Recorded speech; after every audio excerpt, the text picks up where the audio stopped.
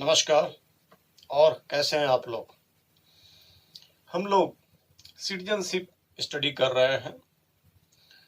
First value में हम लोगों ने देखा कि पूरे वर्ल्ड का सिनारियो सिटीजनशिप का क्या होता है, और सेकंड वैल्यू में हम लोगों ने देखा कि भारत में जो सिटीजनशिप का जो प्रोविजन किया गया है वो क्या किया गया है।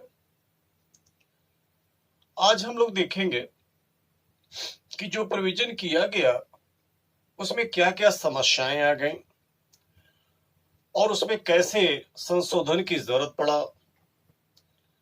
जैसा कि हम लोगों ने देखा था, नागरिकता में समय समय से संशोधन की भी जरूरत पड़ा। क्यों पड़ा उसको भी अध्ययन करेंगे। तो सबसे पहले देखते हैं कि प्रोविजन क्या था तो हम लोग देखे थे। थोड़ा सा हल्का सा हम लोग देखेंगे, फिर उसमें समस्या कैसे आती है उसका भी अध्ययन करेंगे हम लोग। आइए देखा जाता है। जब 1950 में लागू किया जाता है सिटीजनशिप, तो उसमें 4 प्रकार का प्रावधान किया गया था। पहला तो यह किया गया था संविधान के प्रारंभ पर नागरिकता। पिछले वीडियो में हम लोगों ने डिटेल देखा भी था। दूसरा ये किया गया कि जो लोग पाकिस्तान से भारत को माइग्रेट किए, और तीसरा ये देखा गया कि जो लोग भारत से पाकिस्तान को माइग्रेट किए फिर उसके बाद भारत वापस चले जाते हैं। और चौथा हम लोगों ने देखा था कि विदेश में रहने वाले भारतीय मूल के व्यक्तियों के लिए नागरिकता, यानी देश आजाद हो गया है, आप विश्व में कहीं भी होइए आ जाइए, बस एक ही शर्त रखा गया, आपको प्रमाणित करना पड़ेगा कि आप या आपकी वंशज भारतीय रही है 1935 के अधिनियम से। और आर्टिकल भी देखिए बहुत सस्ता हम लोगों ने देख लिया था। इसके लिए आर्टिकल 5, इसके लिए 6, इसके लिए 7 और इसके लिए 8। देखिए कितनी सस्ता से है। 9 क्या है, नागरिकता की समाप्ति, और 10 क्या है, नागरिक के अधिकारों को बनाए रखना, और 11 में क्या था, नागरिकता संबंधी विधि। देखिए कितना आसान है, बहुत आसानी से आप रट सकते हैं। यहाँ पर लिखा है 5 to 11 सिटीजनशिप का प्रोविजन किया गया है। किस पार्ट में? भाग 2 में, भारतीय संविधान के भाग 2 में इसका प्रोविजन किया गया है। अब ये देखते हैं कि इसमें समस्या क्या क्या आ गई जिसके कारण से इसमें संशोधन की जरूरत पड़ा। तो यहां पर देखिए कहा गया संविधान के प्रारंभ पर नागरिकता प्रारंभ हुआ 26 जनवरी 1950, और इसमें कहा गया 3 प्रकार के प्रावधान किया गया था। यानी कोई बच्चा 26 जनवरी 1950 के पूर्व पैदा हो। एक ये कहा गया कोई बच्चा 26 जनवरी 1950 के पहले पैदा हो, उसको नागरिकता दे दिया जाएगा। या ऐसा भी कहा गया माता पिता 26 जनवरी 1950 के पहले रहे हों।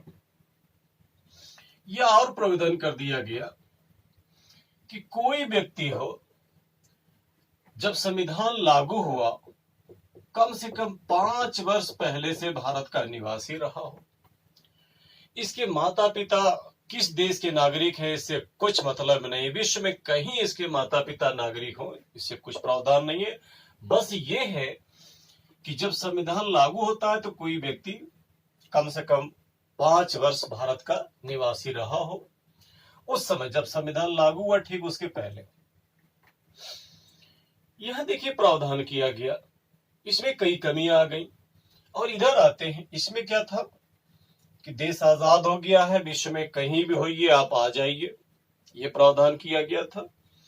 अब हम लोग यहाँ आते हैं, यहाँ लिखा संविधान के प्रारंभ होने पर नागरिकता, और ये कहा गया कोई बच्चा 26 जनवरी 1950 के पूर्व पैदा हो। आप ध्यान दीजिए, क्या इसके बाद बच्चा पैदा नहीं होगा? संविधान निर्माताओं ने बहुत सोच समझ करके बनाया था संविधान, लेकिन त्रुटि हो जाती है। क्या उसके बाद माता पिता नहीं बनेंगे 26 जनवरी 1950 के बाद? ये भी दिक्कत हो गया था। और ये कहा गया कि जब संविधान लागू हुआ ठीक उसके पहले कोई 5 वर्ष पहले से रह रहा हो तो उसको भारत की नागरिकता दे दिया जाएगा। क्या इसके बाद कोई ऐसा नहीं हो सकता है कि भारत की नागरिकता लेना चाहे? ये भी प्रावधान नहीं किया गया था। और देखिए यहां भी त्रुटि हो गई थी। इसमें कहा गया कि देश आजाद हो गया, आप जहां होइए आ जाइए, बस एक ही शर्त है कि 1935 के अधिनियम से आपको प्रमाणित करना पड़ेगा। खैर ठीक है, इसमें गौर करने की जरूरत है कि दुनिया में जहां जहां इनको उठा ले गए थे अंग्रेज, क्या हम लोग जानते थे वो कहाँ है? उनके यहाँ हम लोग चिट्ठी भेजे थे, पत्र भेजे थे, तार भेजे थे कि आ जाइए, कोई एड्रेस पता था? यानी इसके बाद अगर आते हैं तो उनके लिए क्या प्रावधान था? ये तमाम कमियां उसमें विद्यमान थी। लेकिन हम लोग जानते हैं संसद है, संसद कानून में संशोधन कर सकती है, संविधान में संशोधन कर सकती है, बड़ा अच्छा प्रावधान बनाया गया है। तो संसद ने क्या किया, यानी हमारे सांसदों ने क्या किया, विधि निर्माताओं ने क्या किया, जो ये कमियां थी उसको दूर कर दिया। अब यहां देखिए कमियां ये थी, जो पूर्व लिखा था उसको दूर कर दिया। तो सबसे पहले इसको दूर कर देते हैं। देखिएगा कैसे दूर करते हैं। अब इन्होंने क्या लिखवा दिया कि यह नागरिकता संशोधन अधिनियम पारित होता है 1955। पहला नागरिकता संशोधन अधिनियम पारित होता है 1955। याद रखिएगा, बहुत बार सवाल पूछा गया। आगे हम लोग क्रम से देखेंगे कितनी बार संशोधन हुआ, क्या क्या प्रोविजन किया गया। और इसमें देखिए 5 प्रकार का प्रावधान किया गया। 5 प्रकार का प्रावधान क्या था? जन्म द्वारा नागरिकता, जन्म द्वारा नागरिकता, एक तो ये था। दूसरा प्रावधान किया गया वंश द्वारा नागरिकता। वंश द्वारा, ये क्यों करना पड़ा? देखिए संविधान निर्माता अपने हिसाब से बहुत बढ़िया बनाए थे। अब कुछ चीजें चूक हो गई, उसको सुधारा गया वंश द्वारा। मान लीजिए कोई दंपत्ति है, भारत से बाहर चला गया, विदेश में चला गया और वहीं कुछ दिन रह गया, वहीं बच्चा पैदा हो गया। ये संविधान निर्माता तो कहीं बनाए नहीं थे। या कोई परिवार प्लेन में जा रहा है, आकाश में है, किसी दूसरे देश की सीमा के ऊपर चल रहा है और वहां बच्चा पैदा हो गया, तो किस देश का नागरिक होगा? ये भी लोगों ने प्रावधान नहीं किया था, उसमें भी संशोधन की जरूरत पड़ी। फिर और देखिए, ऐसा भी हो सकता है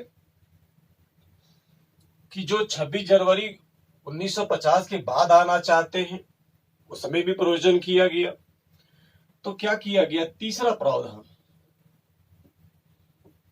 प्रावधान है रजिस्ट्रेशन द्वारा, पंजीकरण द्वारा, पंजीकरण। इसका हम लोग डिटेल अध्ययन करेंगे। चौथा प्रावधान किया गया देशीकरण द्वारा, और 5वां प्रावधान किया गया अर्जित भूभाग के विलयन। देखिए ये भी कमी रह गई थी। मान लीजिए हम लोग कोई भूभाग मिल जाता है, उसकी नागरिकता कैसे देंगे, इसमें कहीं प्रावधान नहीं है। हम लोग जानते हैं कि 26 जनवरी 1950 के बाद भी कई भूभाग भारत में मिले। आप लोग पढ़ते ही हैं, जानते भी होंगे। गोवा बाद मिला। सबसे पहले कब्जा करने वाले विदेशी गोवा पर ही थे, जो पुर्तगाली कब्जा किए थे 1510 में। और सबसे बाद में जो आजाद होता है यही सब होते हैं 18 समाचार रहा हूं कि 1961 में ऑपरेशन विजय चला करके उसको खाली कराया गया। इस तरह देखेंगे पांडिचेरी हो, गोवा हो, आप ले लीजिए सिक्किम। सिक्किम एक देश ही था, 1975 में भारत में विलय करता है। तो जो भूभाग बाद में मिलते हैं उस पर रहने वाले कैसे नागरिक होंगे, यहां पर कोई प्रावधान स्पष्ट रूप से नहीं किया था। तो उसमें जो कमियां थी वहां पर दूर कर लिया गया।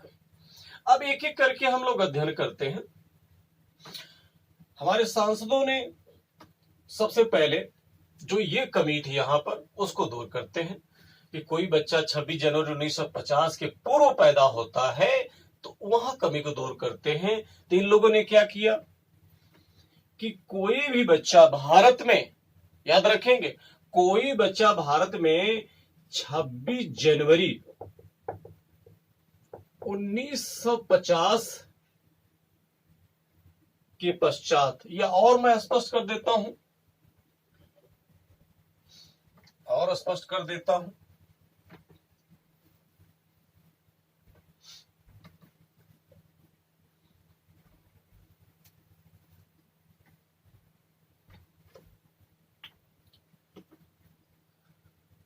26 जनवरी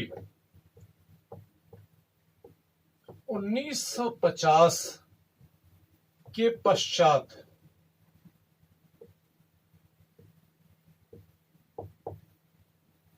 26 जनवरी 1950 के पश्चात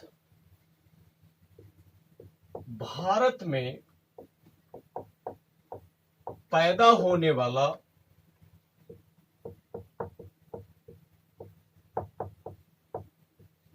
प्रत्येक बच्चा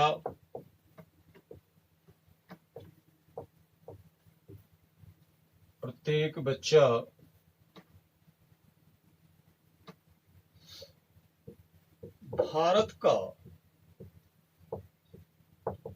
नागरिक होगा। यहां पर देखिए जो कमियां थी हमारे सांसदों ने कानून बना करके उसको दूर कर दिया। क्या कर दिया कि पूर्व तो वहां था ही, इसको इन्होंने पश्चात कर दिया कि 26 जनवरी 1950 के पश्चात, ये देखिए पश्चात, भारत में पैदा होने वाला प्रत्येक बच्चा भारत का नागरिक होगा।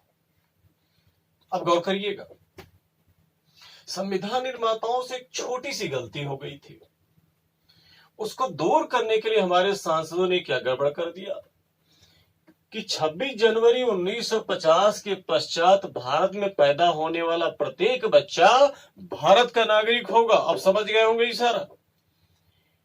इसका मतलब कि दुनिया से कहीं से भी आकर के अगर भारत में डिलीवरी हो जाती है तो वो भारत का नागरिक होगा। ये बहुत बड़ी गलती हो गई। हाँ, दो जगह इन्होंने सावधानी बरती थी। वो क्या बरता थी लोगों ने? पहला सावधानी ये थी कि जो राजनयिक रहते हैं हमारे देश में, जिसको एम्बेसडर बोलते हैं, हाई कमिश्नर स्टाफ बोलते हैं, उनके जो बच्चे होंगे भारत के नागरिक नहीं माने जाएंगे। एक तो ये सावधानी इन्होंने बरता था, और दूसर का ये सावधानी बरता था कि शत्रु के अधीन अगर कोई भूभाग है हमारी, वहां कोई बच्चा पैदा होता है नहीं जो बाहर से आकर के, तो उसको भारत की नागरिकता नहीं दिया जाएगा। तो यहां पर देखिए, जो शत्रु के अधीन है उसको थोड़े समय के लिए हटा देते हैं, वो तो हम लोग समझ लेंगे। शत्रु का अधीन जैसे मान लीजिए पाकिस्तान ने अवैध कब्जा किया हुआ है हमारी जमीन, और पाकिस्तान वाले उस जमीन पर आकर के बस जाते हैं, जो मूल रूप से तो है ही है, बाहर से आके बस जाते हैं और वहां बच्चा पैदा होता है। तो जब हम लोग वो खाली करा देंगे तो उन लोग हम लोग भगा देंगे। मैं अपने चैनल माध्यम से पाकिस्तान वालों को बताना चाहता हूं कि अभी से रास्ता है, धीरे धीरे खाली कर दो जो बाहरी आके बसे हैं, क्योंकि भारत जब कब्जा करेगा तो ये समस्या आएगी, जानते रहना।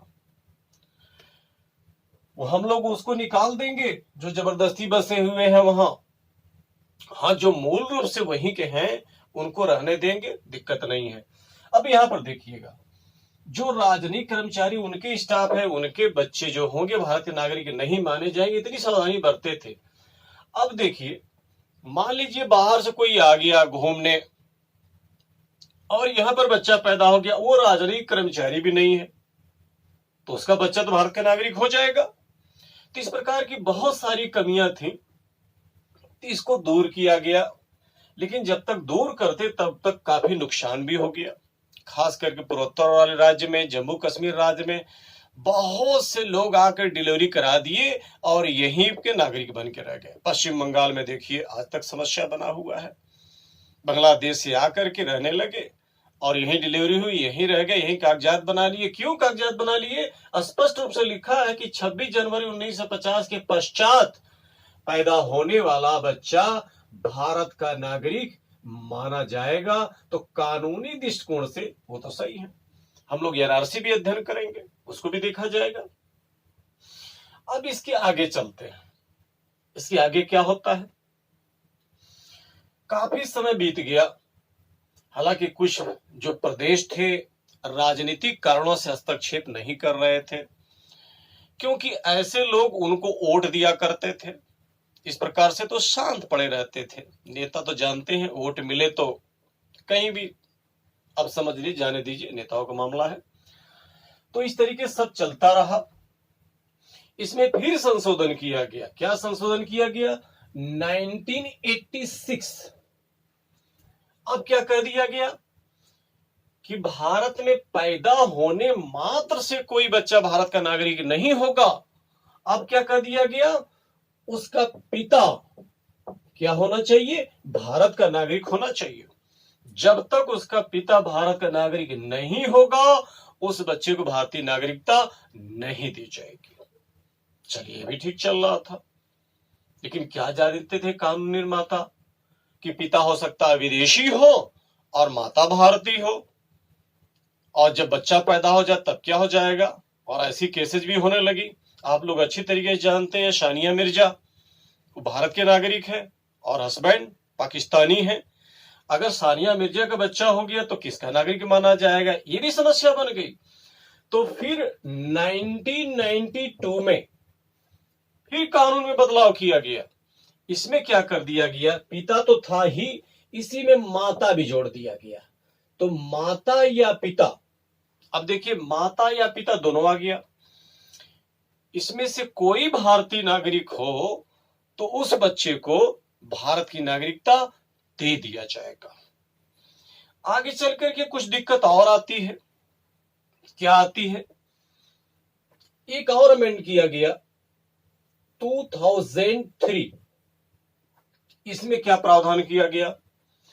गौर से समझिएगा इस बात को। यहां तो कहा गया माता या पिता में से कोई या दोनों भारत के नागरिक हैं तो बच्चे को भारत की नागरिकता दे दिया जाएगा। दोनों में से एक है तभी दे दिया जाएगा। लेकिन इसमें याद रखिएगा, दोनों में से एक भारत का नागरिक है, इसका मतलब दूसर का पार्टनर वो विदेशी है। अगर एक है तो दूसर का पार्टनर वो मेल भी हो सकता है, फीमेल हो सकता है, वो विदेशी है। और वो विदेशी अवैध तरीके से भारत में आके रह रहा है। फिर से समझिएगा, वो पार्टनर चाहे वो पति हो या पत्नी हो, अवैध रूप से आकर के, यानी कागजात अगर सही है तो कोई दिक्कत नहीं, भले भारत का नागरिक नहीं है। अगर भारत में अवैध प्रवासी बना हुआ है और ये पाया जाता है उसके कागजात फर्जी हैं, गलत तरीके से रह रहा है, तो ऐसे कंडीशन में भी उसके बच्चे को भारत की नागरिकता नहीं दिया जाएगा, भले ही एक पार्टनर उसका भारतीय हो। तो देखिए इस प्रकार से संशोधन किया गया। ठीक है, तो हम लोग आगे चलते हैं। अब आते हैं वंश परंपरा द्वारा नागरिकता। जैसा कि अभी हम लोगों ने देखा, अगर भारत के बाहर कोई बच्चा पैदा हो जाता है तो किस देश का नागरिक माना जाएगा, इसमें कोई स्पष्ट प्रोविजन नहीं किया गया था। तो इसमें भी कमियां थी, इसको भी दूर करने का प्रयास किया गया।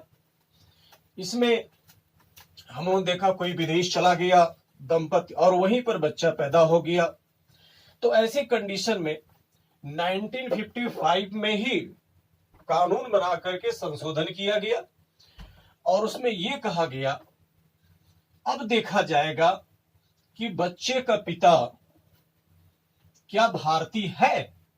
यदि बच्चे का पिता भारतीय है तो उस बच्चे को भारत की नागरिकता दे दिया जाएगा। यह देखिएगा 1955 में यह संशोधन किया गया। कोई बच्चा पैदा होता है, चाहे एरोप्लेन में पैदा हो गया, चाहे विदेश में पैदा हो गया, कहीं पैदा हो गया, अब देखा जाएगा उसका जो पिता है, उसका पिता अगर भारत का नागरिक है तो उसको भारत की नागरिकता दे दिया जाएगा। यहां एक और त्रुटि हो गई, उसको दूर करने के लिए भी एक कानून बनाना पड़ा। इसमें लिखा है पिता, माता नहीं लिखा हुआ है, पिता लिखा हुआ है। तो 1992 में माता भी जोड़ दिया गया। इसका मतलब कोई विदेश में बच्चा पैदा होता है या एरोप्लेन में पैदा होता है, अगर उसके माता या पिता भारतीय हैं तो उस बच्चे को भारत की नागरिकता दे दिया जाएगा। ये देखिए प्रावधान किया गया। अब आते हैं रजिस्ट्रेशन के माध्यम से कैसे नागरिकता दिया जाएगा। यहां पर उन्होंने देखा, कहा गया कि भारतीय मूल का कोई विदेशी नागरिक है तो वो आ जाए, उसको नागरिकता दे दिया जाएगा। तो यहां पर देखिए, यहां तो उस समय की बात की गई, बाद में अगर कोई आना चाहता है तो कैसे नागरिकता देंगे, क्या प्रावधान किया गया। तो ये संशोधन किया गया कानून 1955 में।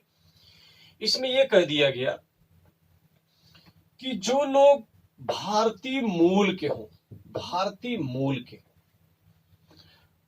वो लोग अगर आना चाहे तो उनको भारत की नागरिकता दे दिया जाएगा। लेकिन शर्त क्या है, उसमें प्रमाणित करना पड़ेगा कि वह या उनके माता पिता, उनके दादा दादी, परदादा परदादी भारतीय मूल के रहे हों। और क्या कहा गया कि यहां पर वो 7 वर्ष निवास करेंगे। 7 वर्ष निवास करने के उपरांत उनको भारत की नागरिकता दिया जाएगा। एक शर्त और रखा गया, जो राजभाषाएं हैं समय समय जो मान्यता दी जाती है, इस समय राजभाषाएं 22 है, तो 22 में से कम किसी एक भाषा का ज्ञान हो तो उसको भारत की नागरिकता दे दिया जाएगा रजिस्ट्रेशन के माध्यम से। और यहीं पर और थोड़ा सा देखेंगे, संविधान निर्माताओं द्वारा थोड़ा सा और क्या वो छूट गया था।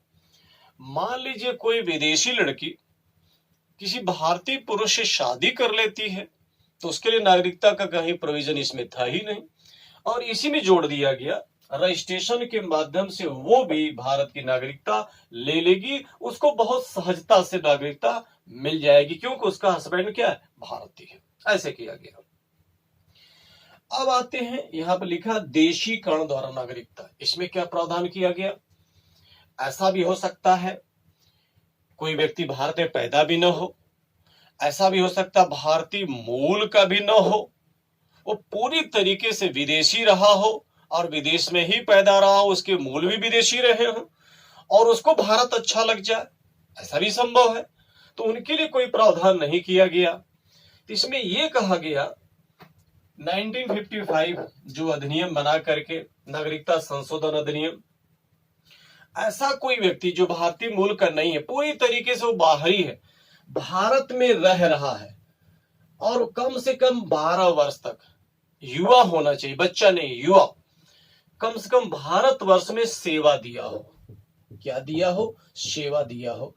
सेवा वो सरकारी में दिया हो या वो कोई प्राइवेट दिया हो, प्राइवेट सेवा। प्राइवेट सेवा, सरकारी सेवा जैसे कर्मचारी हो सकता है, अधिकारी हो सकता है। प्राइवेट सेवा जैसे सामाजिक सेवा हो सकता है, धार्मिक सेवा हो सकता है, कला विज्ञान, तमाम चरित्र, जैसे हम लोग मदर टेरेसा को ले लेते हैं, उनका एक सामाजिक सेवा था। ऐसा कोई व्यक्ति कम से कम 12 साल तक सेवा दिया हो भारत में, चाहे वो सरकारी चाहे प्राइवेट हो, वो चाहे तो देशीकरण के माध्यम से नागरिकता ले सकता है। ये भी प्रावधान कर दिया गया। और यहां पर देखेंगे अर्जित विभाग के विलयन द्वारा नागरिकता, ये भी व्यवस्था बना दिया गया।